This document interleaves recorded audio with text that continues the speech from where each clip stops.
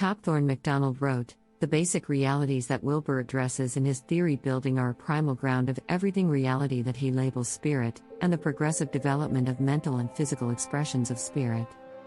Wilber has grouped spirit's manifestations into interior individual I, exterior individual IT, exterior collective its, and interior collective we.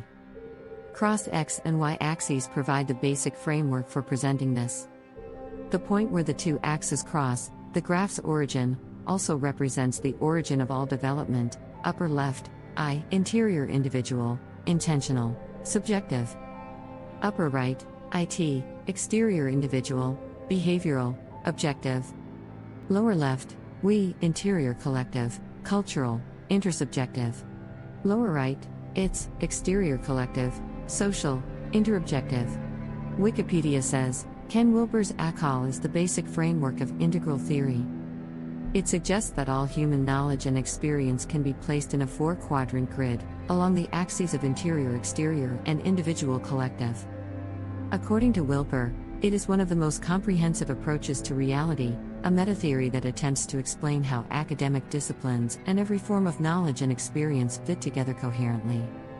The model is topped with formless awareness, the simple feeling of being, which is equated with a range of ultimates from a variety of Eastern traditions. This formless awareness transcends the phenomenal world, which is ultimately only an appearance of some transcendental reality. According to Wilber, the ACOL categories quadrants, lines, levels, states, and types describe the relative truth of the two truths doctrine of Buddhism. The Wilber fallacy is that ACOL pretends to explain all of reality in terms of these four quadrants, four different perspectives, and yet acknowledges that all four quadrants aren't equal. To apply any kind of weighting, privileging any perspective, is automatically to invalidate the entire scheme. If one quadrant is more powerful, has more explanatory power, then it is incumbent on the truth seeker to focus on that quadrant and discard the other three. They are not all concerned with ultimate reality. Wilber, a New Age follower of Eastern mysticism, privileges the upper left quadrant, interior individual, subjective, over all others, meaning that he endorses meditation and mindfulness, i.e., individual subjective empiricism, over everything else. To any rationalist, who always supports the absolute, objective viewpoint, Wilber's entire scheme is absurd. It's just subjectivism and relativism gone mad. It's nothing but personal faith, shrouded in mystical mumbo-jumbo. In fact, these four quadrants all address the human condition, hence are all invalidated as proper, objective perspectives for analyzing ultimate reality. The correct perspective for examining reality is that of reason and logic, and concerns individual mathematical minds which comprise a hive mind, the complete collection of such minds. The hive mind is God. The correct perspective for examining reality is the precise opposite of the one proposed by Wilber, first person, subjective. It is the subspecie aeternitatis, Latin for under the aspect of eternity or from the perspective of the eternal, perspective, the absolute, objective perspective, concerning what is universally and eternally true, pure being, without any reference to or dependence on the derived, constructed, temporal and contingent order of becoming. Spinoza said, "It is of the nature of reason to regard things as necessary and not as contingent. And reason perceives this necessity of things truly, i.e., as it is in itself. But this necessity of things is the very necessity of God's eternal nature. Therefore, it is of the nature of reason to regard things under this species of eternity. All other perspectives are limited and false. Ontological mathematics is the sole perspective consistent with the eternal, necessary, analytic a priori order that explains the ground of existence. All other perspectives are temporal, contingent, synthetic, and a posteriori. Science is one such perspective. It claims to be about understanding existence, yet it fundamentally, paradigmatically, excludes the only thing that can legitimately explain existence, the eternal, necessary, analytic a priori order. Instead, it appeals to randomness, the absolute opposite of explanation. Randomness is that which happens without reasons or causes, hence can never deliver anything but unexplained miracles. How could you establish a random system? There is no means to do so. There is no formula for it, no way to construct it. A random system isn't a system since it doesn't do anything according to any system. It's an anti-system, the absence of system. Yet this is exactly what the system of science is predicated on. It requires non-system, anti-system, to get its system started. This is a manifest absurdity and category error. Terence McKenna said, "Modern science is based on the principle, give us one free miracle and we'll explain the rest. The one free miracle is the appearance of all the mass and energy in the universe and all the laws that govern it in a single instant from nothing. The miracle that science relies on is that a system can be produced by a non-system and indeed by the ultimate anti-system, randomness.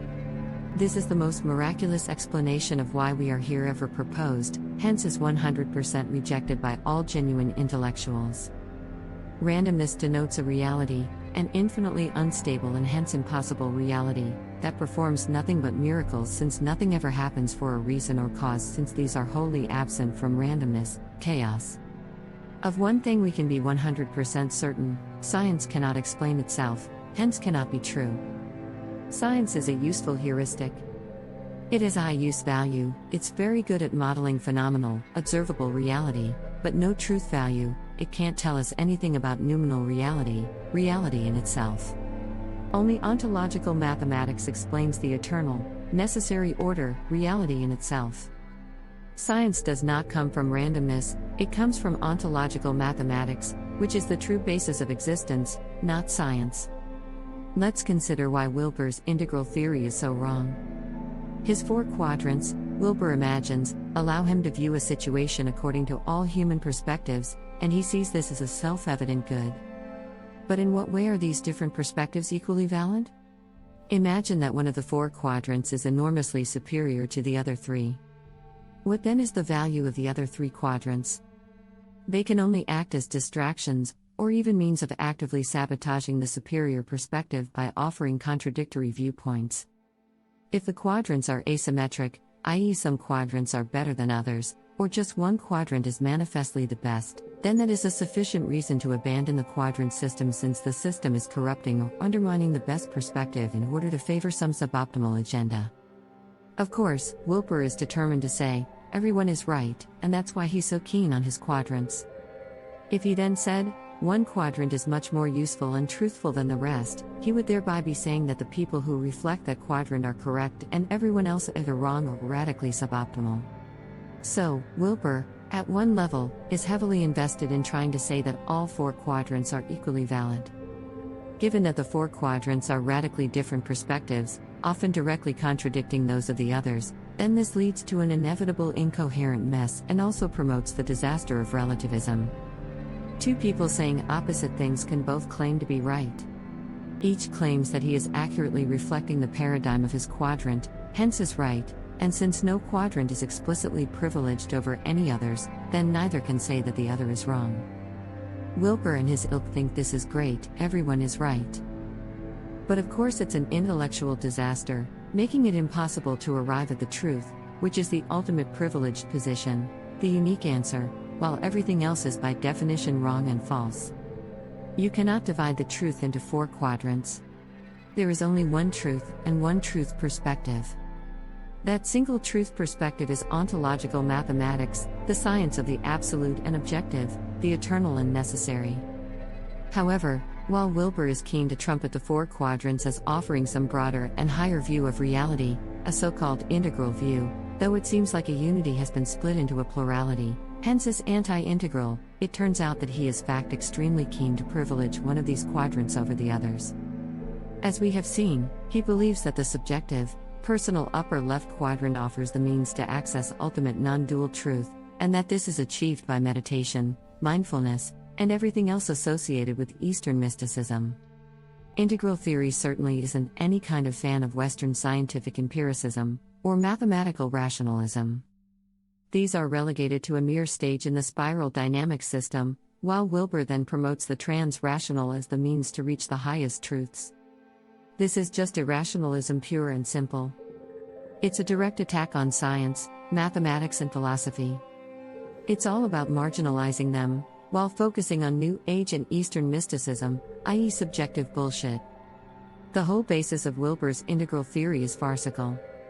Any deconstructionist can see immediately which terms he privileges, all those to do with Eastern mysticism, and which terms he marginalizes, all those to do with the West's intellectual project, revolving around science, mathematics, and philosophy. He simply postures as someone offering an all-embracing theory of everything, when in fact he is transparently promoting Buddhist non-dualism as the theory of everything. What Wilber basically does is attempt to show how everything that is not Buddhist non-dualism is in fact a stage on the great journey to Buddhist non-dualism. Whereas the average Buddhist non-dualist advances arguments to support this position while leaving rival systems out of it, Wilber seeks to include all the rival systems in one vast scheme, culminating with Buddhist non-dualism. He doesn't compare and contrast Buddhist non-dualism with science, mathematics, philosophy, Abrahamism, and so on, in order to test its truth claims, its ontology, epistemology, metaphysics, and physics. Rather, he places all other systems in a developmental spiral, as stages on the way to Buddhist non-dualism. So, he doesn't falsify these rival systems. Instead, he claims they are correct, but in a limited way, and once you have gone beyond them, into the trans-rational domain, you then move inexorably towards meditation and Buddhist non-dualism. It's an ingeniously deceptive and dishonest schema, simultaneously telling everyone they're right, but actually saying that everyone is wrong if they're not a Buddhist non-dualist. Wilber's masterstroke, if you can call it that, was not to set up a Western-style antagonism between Buddhist non-dualism and all rival systems, whereby all rival truth claims are ruthlessly dissected, but to create a vast developmental system where no system gets dismissed as wrong and is instead cast as a correct but limited perspective, a valid staging post on the journey to the correct, unlimited perspective of Buddhist non-dualism. Really, it's comically silly, a bizarre attempt to be all things to all men and avoid telling anyone they've got it all wrong. It has no intellectual integrity at all. Instead of comparing and contrasting rival claims concerning ontology, epistemology, metaphysics, and physics to ascertain which claims are right and which wrong, integral theory simply assigns the rival systems to different quadrants and stages and then feels no need to comment further on their truth claims. So, for example, science is partially assigned to the upper right quadrant and partially to the lower right quadrant, and is labeled as orange in the spiral dynamics classification. Do you see how no actual comment is made on the truth claims of science, and especially its truth claims that clash with Buddhist non-dualism? Rather, science is simply given a place in a large schema, at the apex of which is Buddhist non-dualism. Wilber doesn't argue for this and say why it must be right.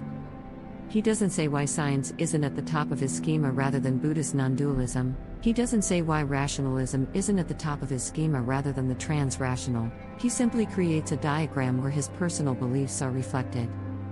And then all the useful idiots who follow him unquestioningly go along with him. It doesn't ever occur to them that anyone could legitimately come along and reorder all of the elements in this diagram. They could, for example, place Buddhism in the pre-rational stage, and have everything moving relentlessly upwards to science, or to mathematics, or Platonism, or whatever. In other words, there is nothing inevitable about Wilber's theory of everything. It's just everything as he personally wants it to be, according to his personal faith in Eastern mysticism and meditation. Anyone else could come along and move the pieces around the board in a different way and rearrange the hierarchy, and give it a different apex. The emergentist materialist fans of integral theory, for example, are seeking to dismiss all idealist components in integral theory and replace them with emergentist materialist components. Anyone else can play exactly the same game. Jews, Christians, Muslims, Sikhs, Taoists, Hindus, atheists, skeptics, cynics, Discordians, and so on, could all come along, rearrange the pieces, redefine the stages, and place their own faith system at the top of the integral tree. A Christian could claim that everything is leading up to Christianity as the universal religion, with the second coming as the final, definitive proof. All rival systems, the Christian would say, were just staging posts on the way to realizing that Christianity is the absolute truth. It would show how farcical and empty Wilber's integral theory actually is if all integral theorists carried out an intellectual exercise to place any belief system at the apex of integral theory. Integral theory can be neither falsified nor verified. It doesn't use reason and logic. It rejects the PSR and Occam's razor. All it does is take world history and order it in a certain way to achieve a desired outcome, placing Buddhist non-dualism at the top of the human quest for the truth. To most people, Buddhism, which is thousands of years of old, should be placed in the pre-rational stage, before the rise of serious philosophy, science and mathematics. To get round this problem, Wilber has to create a trans-rational stage, where he can locate Buddhism after science rather than before it. Wilber has committed his own pre/trans fallacy. He has placed a pre-rational belief system in a totally different domain, supposedly higher than science rather than lower than science. Anyone can manipulate integral theory in whatever way they like to achieve whatever end they like. So, the theory is worthless. Thankfully, it has never achieved any big breakthrough, and only love and light New Agers have ever been attracted to it. The Wilberites aren't the enlightened, they are the thoroughly unenlightened, the endarkened, obstructing humanity's path to the truth. It's essential that pernicious, false theories such as this be refuted. As Charles Darwin said, false facts are highly injurious to the progress of science, for they often endure long, but false views, if supported by some evidence, do little harm, for everyone takes a salutary pleasure in proving their falseness. One must take a salutary pleasure in proving Wilber wrong, and indeed Darwin. Evolution is mentally driven, not physically. Matter has no need to evolve and no desire to evolve, hence doesn't. Mind does. Evolution is purely mental and teleological.